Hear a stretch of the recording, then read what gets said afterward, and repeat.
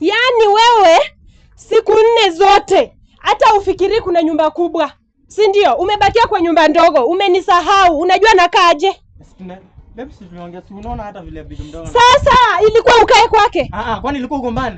Si ndio nakuuliza, ilikuwa ukae kwake? Siku 4 zote kama hujarudi kwa nyumba kubwa. Namshughulikia uone. Hapana, unafaa ukae hata kwake siku moja, unakuja kwangu siku 3 kwa mimi ndo bibi mkubwa. Hii mimba inafaa mtu akae karibu. Nimekuweka hapo, nimekuwekea kila kitu, unakaa unatulia, unakula vizuri. Nakula vizuri sasa. Wewe umeniacha nalala kama panga, si ndio? Juu umebaki kwa nyumba ndogo. Unalala nashughulikia mimba, wewe nini mimba nashughulikia? Sasa ukienda siku moja yeye utashughulikia. Nikilala nimelala. Nikuulize. Nisikize, nimelala kwako, si ndio? Ameanza kuumwa. Utasema nimemtaka. Hii mimba bado ni ndogo. Hii mimba haijaanza kuumwa.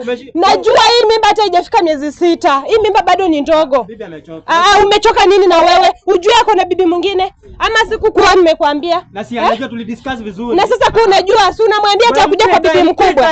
Hakuna time yenye nitampea, naweza mpanga toka mimba itoboke. Na shida zako zilifanya nikachangia nikafika hapa. Sasa shida gani? Tuliagree na wewe kabisa, bwanangu, utafuta mtu. Okay, sikia, tuliagree, si ndio? Tunaelewa tu vizuri, tuliagree. Na ilikuwa uishi kwake. Ama ilikuwa uende siku 2 3. Sasa anaumia. Ndio nakuuliza, ilikuwa uishi kwake? Acha kunipigia kelele. Unafaa ukae kwa nyumba bibi mkubwa hata siku 4 ndio uende huko siku moja. Wewe ndio unafanya shida zote tunapata hapa. Kama ni hivyo, uende ukiendanga na usirudi, ukuje ubebe virago zako ukatoke.